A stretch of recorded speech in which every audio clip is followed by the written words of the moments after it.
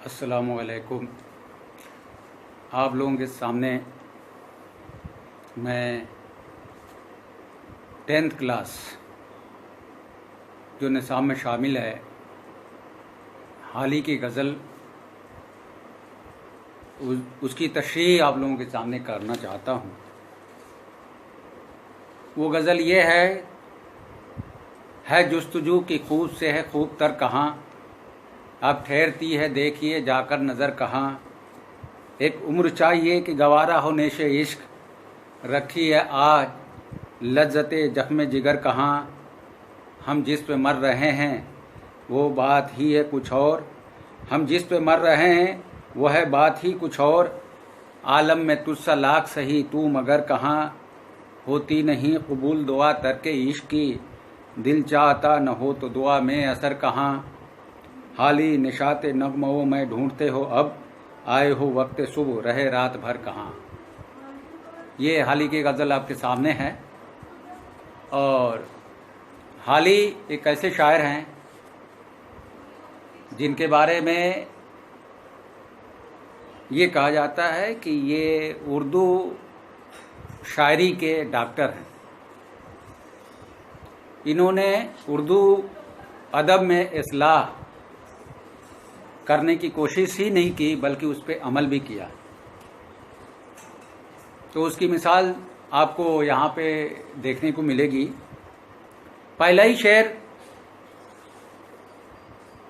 जिसमें इंसानी फितरत की अक्कासी हाली ने की है,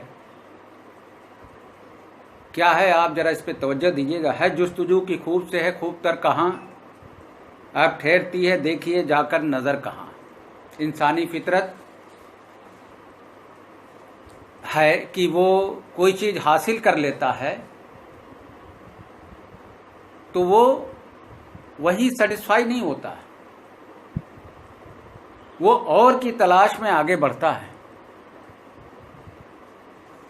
और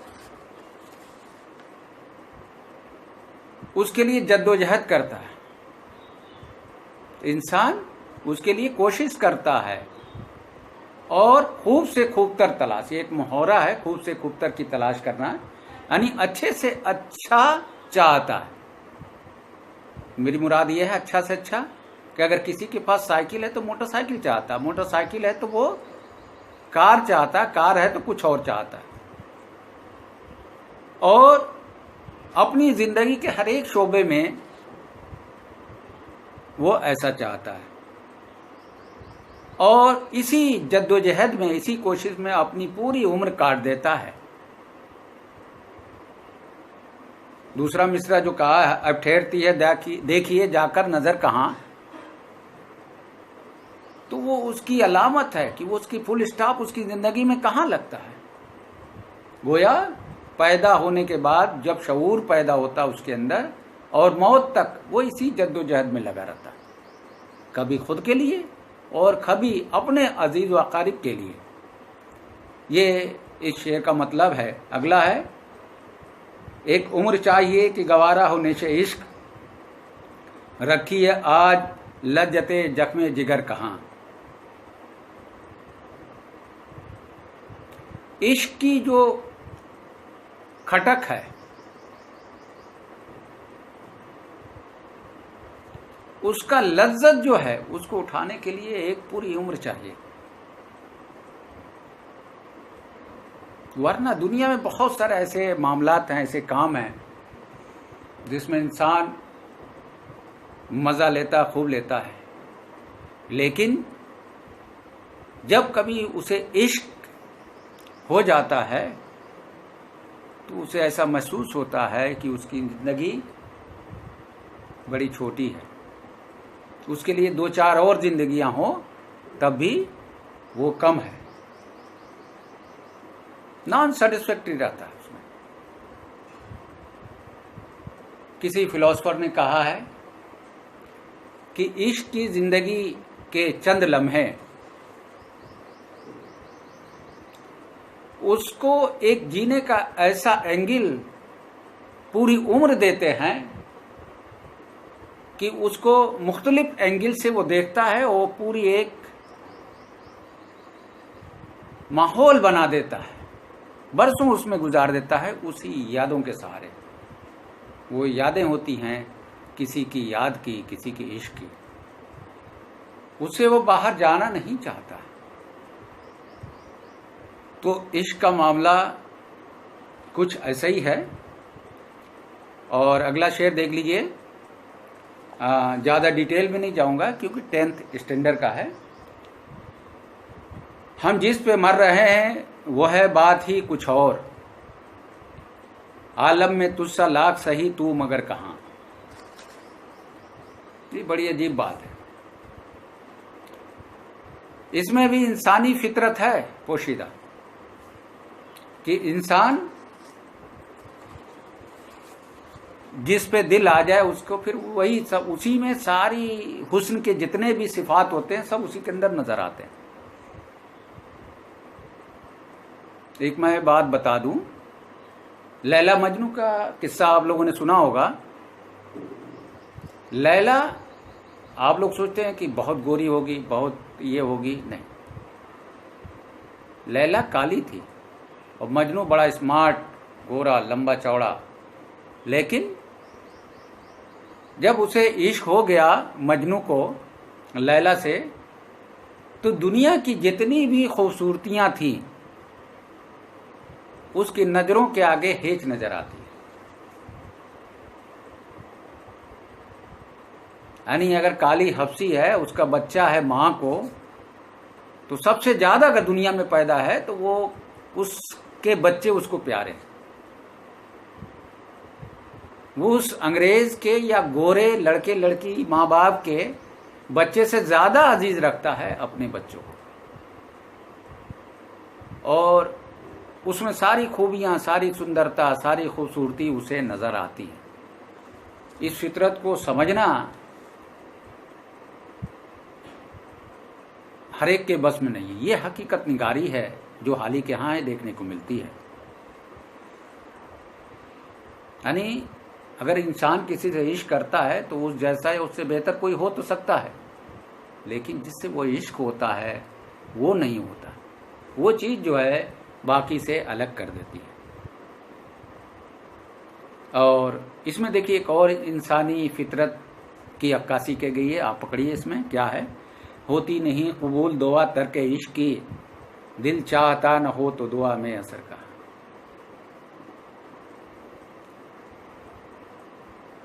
इसमें इंसानी फितरत के अंदर एक लालच जो है शब्द है, लफ्ज है, वो पाई जाती है। भुलावे के लिए तो कहता है कि मैंने ये काम छोड़ दिया, लेकिन दर हकीकत उसके दिल में कहीं ना कहीं एक बात छुपी होती है जो उसको अपनी तरफ खींचती है। तो इसीलिए शायर ने कहा है यहाँ पे कि अगर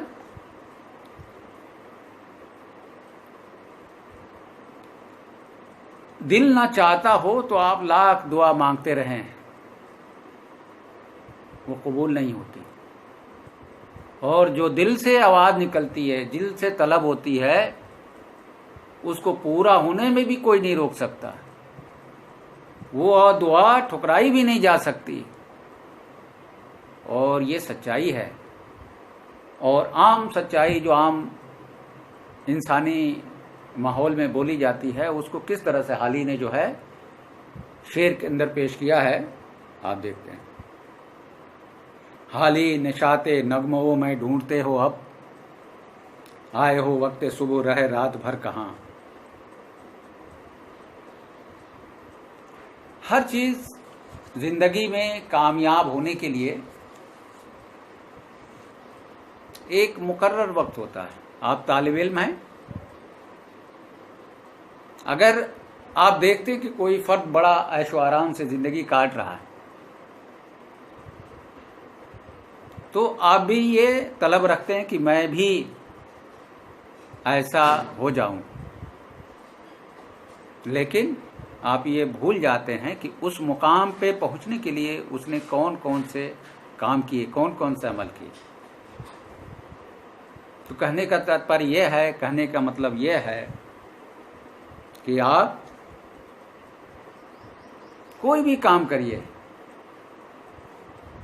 वक्त मुकर्ररा पे कीजिए। आज ये उम्र आपकी पढ़ाई की है, इसमें पढ़ाई करिए। किसी चीज का भी बहानेबाजी न करें कि यह स्कूल नहीं खुल रहा है, ये पढ़ाया नहीं। आप हर वक्त उसमें लग जाइए और मेहनत करते रहिए, वरना फिर ये आली की शेर की तरह होगा। जब आपकी उम्र हो जाएगी और बहुत सारे लोग कामयाब हो जाएंगे, कोई डीएम एसपी बन जाएगा, कोई डॉक्टर इंजीनियर बन जाएगा, और आप आज के वक्त को इसी तरह गंवाते रहेंगे, तो उस वक्त आप पछताएंगे, समझ में नहीं आएगा कि क्या करें। और फिर बहुत सारा एक भीड़ मजमा होगा, बहुत सारे छोटे मोटे काम करते हैं, वही काम करके पेट तो भरना ही है सबको इंसान। तो जिंदगी का मजा लूटना है तो मेहनत करिए, आज के मजा को छोड़िए। आज मेहनत करिए, लज्जतों के पीछे न भागिए, खूब मेहनत करिए, दिन रात मेहनत करिए, पढ़ाई करिए।